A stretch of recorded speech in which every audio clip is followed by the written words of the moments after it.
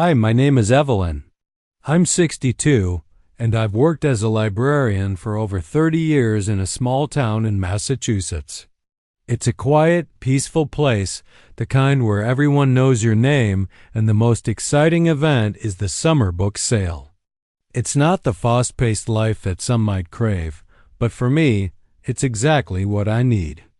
I've always preferred the quiet, the comfort of knowing exactly where every book is on the shelf, and the way the library smells when it's early in the morning and no one else is around. The dust motes drift in the golden light, and the world feels a little more still, a little more in place. Life has been kind to me in its own way. I married young, had children, and raised them in the very town I've spent my whole life in. I've lived through the passing of my parents, the heartache of losing friends, and the joy of welcoming grandchildren. I watched my children grow, each stage a new chapter, each memory building on the last. But there's something in my heart that's always felt like a piece of me was missing, something I never quite put my finger on, even after my children had grown up and started families of their own. I never felt truly alone. But there was a quiet emptiness in me, an ache I could never name. Something that sat in the pit of my stomach when I looked at the family photos on my mantel. Something that kept me up late at night, listening to the soft hum of the house, wishing for something I couldn't define. That morning, the library was just as it always was. The shelves were neatly organized, the computers were all up and running, and the smell of fresh coffee lingered in the break room. It was my first task of the day to organize the new arrivals, those books that come in, shiny and new, waiting for someone to take them home. I ran my fingers over their spines, absorbing the familiar feeling of a life filled with pages, stories, and possibilities. It was a simple task, but to me, it was comforting. As I worked, I couldn't help but glance at the clock on the wall. It was nearing the middle of the morning, a time when the regular patrons would be trickling in. The elderly couple that came every week for a stack of romance novels, the young mother with her toddler who loved the picture books, and the high school student who was always asking for recommendations on anything remotely literary.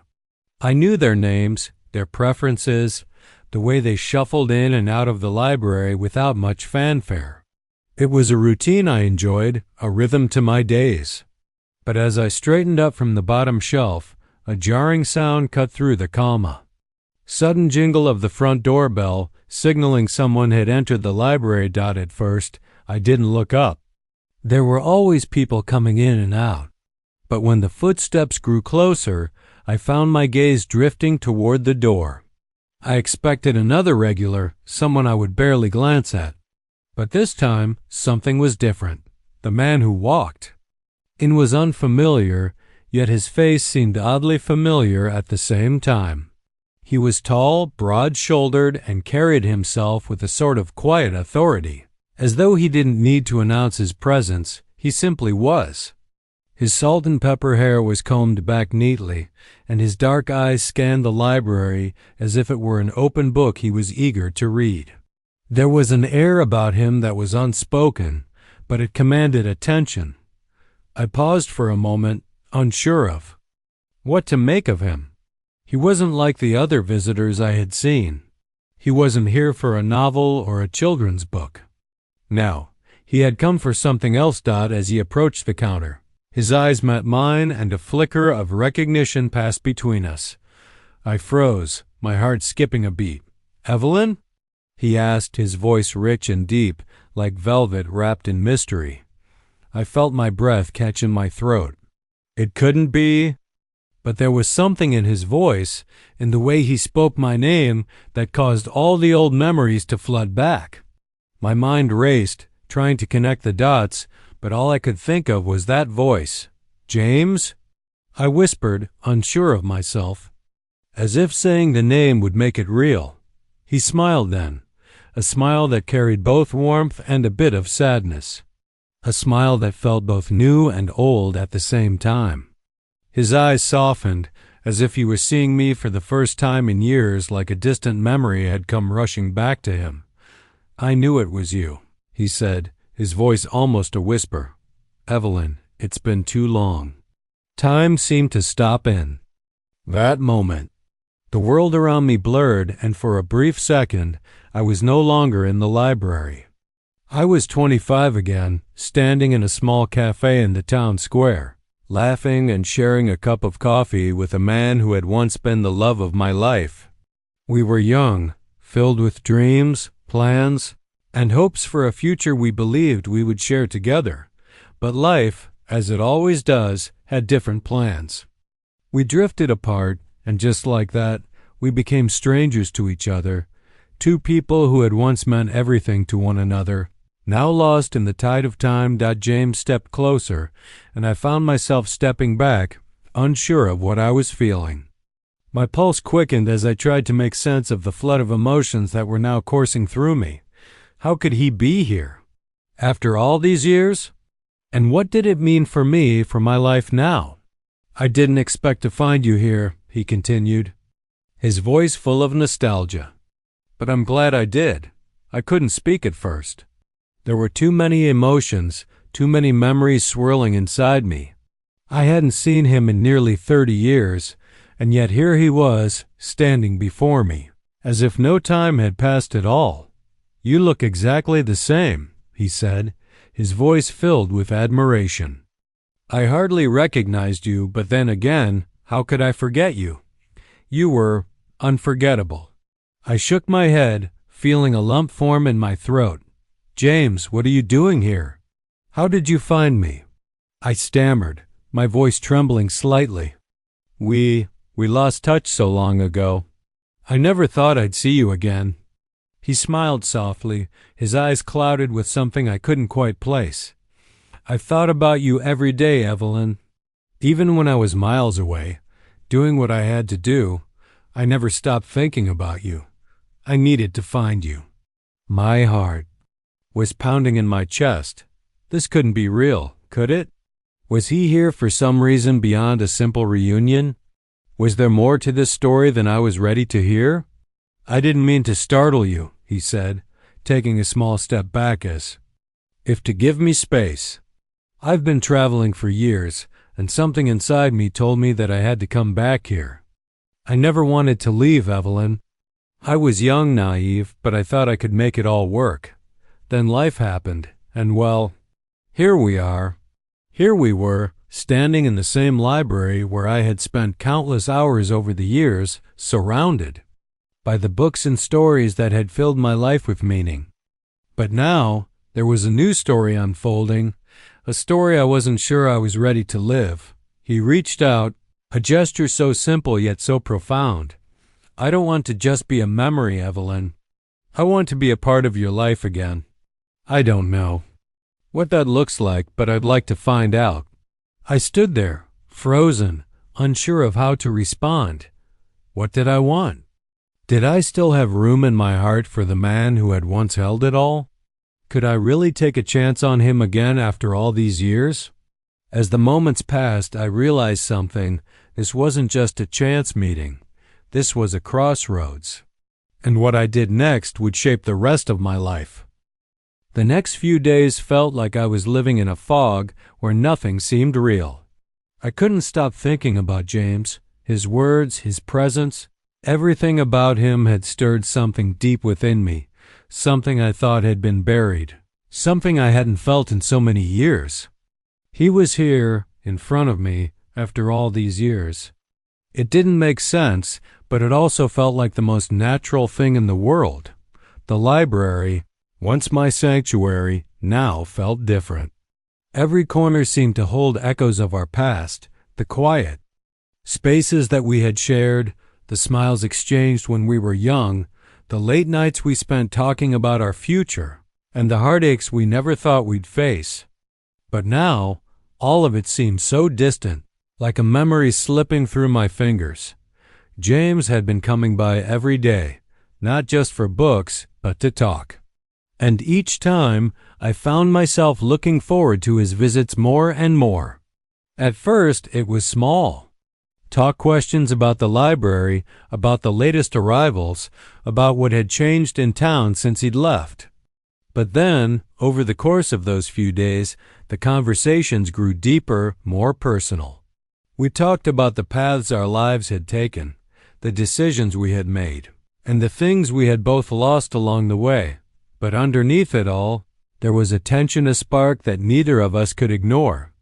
Each conversation seemed to linger in the air, unspoken words hanging between us like a fragile thread.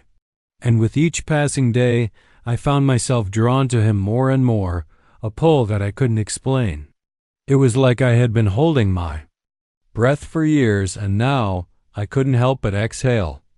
One afternoon, as the sun hung low in the sky, casting long shadows across the library's wooden floors, James approached me again. He had that same look in his eyes, the one that always made my heart flutter, even at my age. There was something about him, his presence, his intensity that seemed to reach deep into me, making me feel alive in ways I hadn't felt in years. "Evelyn," he said softly, his voice carrying the weight of unspoken words. "I need to ask you something." I looked up from the book I was shelving, surprised by the seriousness in his tone. "What is it, James?" He paused for a moment, as if gathering his thoughts. Then he stepped closer to the counter where I stood, his eyes never leaving mine. "I've been thinking a lot about us, about what we had and what we could have now. I don't know what you're thinking, but I can't help but feel like we still have something between us." My heart skipped a beat and I felt my throat tighten. "James, I started, but he gently interrupted me. "I know," he said, his voice low. "I know you have a family, a life here. I don't want to disrupt that, but I can't help what I feel. You've always been a part of me, Evelyn. I've never forgotten you, not once." There was a softness in his voice that made me feel like I was hearing the words I had longed for so many years ago. The man I had once loved was standing before me, and he was telling me that he still felt something, that he still remembered. "James, I don't know what you want me to say," I whispered, my mind racing. "I've built a life here, with my children, my grandchildren. You can't just come back after all this time and expect things to go back to how they were. We're not the same people anymore. Life isn't as simple as it was when we were young." He stepped closer, his gaze unwavering. "I know, Evelyn. I know things aren't the same. But the truth is, I've never stopped loving you. And I don't want to spend the rest of my life wondering what could have been." His words hung in the air between us, and I felt a lump form in my throat. Could I really do this? Could I really allow myself to love again? To take a chance on a man who had walked away all those years ago? Could I step out of the life I had built and into the unknown? "I've been thinking about you too," I admitted softly, my voice barely above a soothe whisper. "For so long, I've wondered what it would have been like if we had stayed together, but I was afraid that it would be too late, that I had missed my chance." James reached out and gently took my hand, his touch warm and steady. "It's never too late, Evelyn, not for us." The sincerity in his voice broke something inside me, and for the first time in so many years, I allowed myself to feel something I had buried: deep hope. The hope that maybe, just maybe, there was still time for us. Time to rekindle the love we once shared, to see where this new chapter could lead. That evening, I stayed later than usual at the library, finishing up a few tasks before heading home. But even as I worked, my mind was consumed with thoughts. Of James. What did this mean for me? For my family? Was I really ready to risk it all for a second chance at love? And if I did, what would that even look like? As I packed up my things, I noticed something, a small note tucked under the corner of the desk where I had left my paperwork. It was folded neatly, with my name written on the front in elegant handwriting. I opened it carefully, my hands trembling slightly as I read the words. "Evelyn," it began, "I've been thinking about you every moment since we last spoke. I can't stop wondering what life would be like if we gave this another try. I know it's a lot to ask, but I need you to know that I'm here. If you're willing to take this journey with me, I'll be waiting for you." The note was simple, but the words were powerful. My heart raced as I read it again, the weight of what he was asking settling deep within me. Could I really do this? Could I trust him again after all this time? Was I ready to open my heart once more to the man who had once held it so gently? The next morning I woke up early, the sun barely peeking over the horizon. As I sat in my favorite chair, sipping my coffee, I couldn't help but think of James. The note was still fresh in my mind, and I knew that the decision I was about to make would change everything. For the first time in so long, I allowed myself to dream. To imagine a life with James, a life where we didn't let the years slip away again. Could we really make it work? Could we pick up the pieces of our past and build something new? I didn't have all the answers, but one thing was clear: I couldn't keep pretending that everything was fine. Not when I knew that deep down something had changed. Something had shifted inside me, and I wasn't sure where it would lead. But for the first time in years, I was ready to find out. As I stood up from my chair and walked toward the phone, I knew that what I decided next would be the start of something new, a new chapter in my life. A chapter I wasn't sure I was ready for, but when I knew I had to face, I dialed James' number. "Hello?" His voice sounded as calm and steady as ever. "James," I said softly, my heart pounding in my chest, "I've made my decision." And just like that, my life was about to change forever. The days that followed felt like I was living in two worlds. The world I had known for so many years, safe, predictable, filled with the comfort of routine, and the world that was now opening up before me with all its uncertainty, excitement, and fear. My mind was consumed with thoughts of James, but my heart kept returning to my family, my children, my grandchildren. Could I really leave the life I had built for so long for a chance at something new, something unknown? Every moment I spent at the library, every conversation I had with my patrons, felt different now.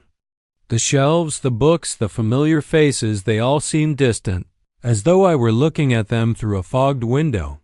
And then there was the question that lingered at the back of my mind, the question I had been trying to avoid. Was I truly ready to let go of my past to embrace a future with James? The note he had left me still sat on my desk, its simple words echoing in my mind. "If you're willing to take this journey with me, I'll be waiting for you." What did that mean? Was it a promise of a new beginning? Or was it simply a romantic ideal that had no place in the reality of my life now? I spent the next few days trying to gather the courage to make a decision. I couldn't stop thinking about James, his smile, the way he looked at me, the way he made me feel like the woman I once was, not the woman I had become. I thought about the years we had lost, the love that had never truly faded, and the possibility that maybe, just maybe, this was the second chance I had always hoped for.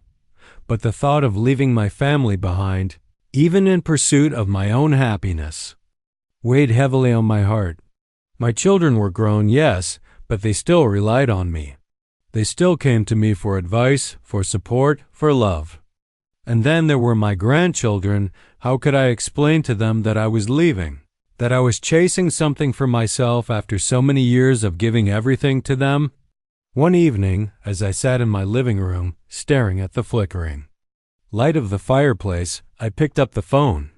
I hadn't called James yet, despite all the thoughts swirling in my head. I hadn't been able to find the right words, the right moment.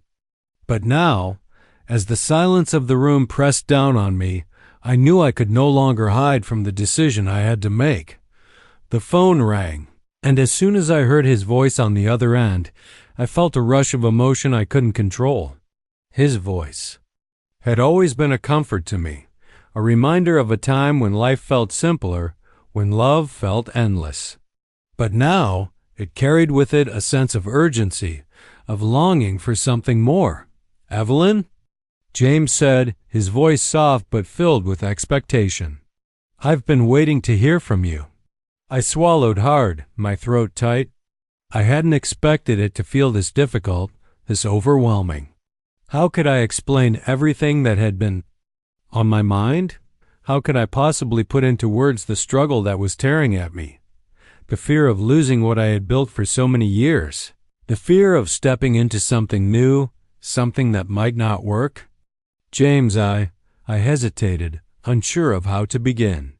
"I've been thinking a lot about what you said, about us, and I can't keep pretending that everything is fine. I can't ignore what's been in my heart for all these years." He was silent on the other end, and for a moment I thought I had lost him. But then he spoke again, his voice gentle, understanding. "I never wanted to rush you, Evelyn. I know this is a huge decision, but I've been waiting for you because I believe in us. I believe that we can make it work even now. We don't have to have all the answers, but I know that what we had was real, and I think in my heart that we still have a chance." His words filled me with a sense of warmth, but also a deep sense of fear. Could I do this? Could I step into a future that was uncertain, that could change everything in my life? "I don't want to hurt my family," I said, my voice trembling. "I don't want to leave them behind. I've spent so many years building this life, and it's hard to imagine walking away from it. But at the same time, I can't ignore how I feel. I can't ignore you." There was a long pause, and I could hear James breathing softly on the other end. When he spoke again, his voice was calm, yet filled with the intensity of someone who had waited a lifetime for this moment. "I never asked you to leave your family, Evelyn. I just want you to consider a different kind of life. One where you're not holding yourself back, where you're free to chase what makes you happy, what makes you whole. I'll never ask you to choose between me and them, but I hope that you can find a way to make room for both." His words, simple and profound, resonated deep within me. Could I truly live a life that wasn't defined by the roles I had played for so long? Could I love again, not just my family, but myself, enough to take a chance on something that seemed so impossible? I took a deep breath, steadying myself. "James, I need to think about this. I need time. But I promise you this. I won't make a decision out of fear. I want to make this work, but I need to do it in my own time, in my own way." "I understand," he said softly. "Take all the time you need, Evelyn. I'll be here whenever you're ready. Just know that I'm not going anywhere." And with those words, something shifted inside me. For the first time in so many years, I allowed myself to believe in the possibility of something more. The weight of my responsibilities, my doubts, my fears, they were still there, but they no longer felt like walls I couldn't climb. For the first time, I could see the space between them, a space where I could breathe, where I could be free. The next few days were filled with reflection. I spent hours walking around the library, looking at the books and wondering about the chapters of my life that I hadn't yet written. I spent time with my family, cherishing the moments we had together. But in the quiet spaces, I allowed myself to dream, to imagine what life might look like if I said yes to this new chapter. If I said yes to James and yes to me. On the morning of the decision, I woke early before anyone else was awake. I walked outside, feeling the cool morning air on my skin, and I sat down on the porch, watching the sun rise over the town I had known my whole life. It was quiet, peaceful, and for the first time in so long, it felt like the calm before something new. I picked up the phone again, and this time I knew what I had to do. "James," I said when he answered, "I'm ready." And with that, everything changed.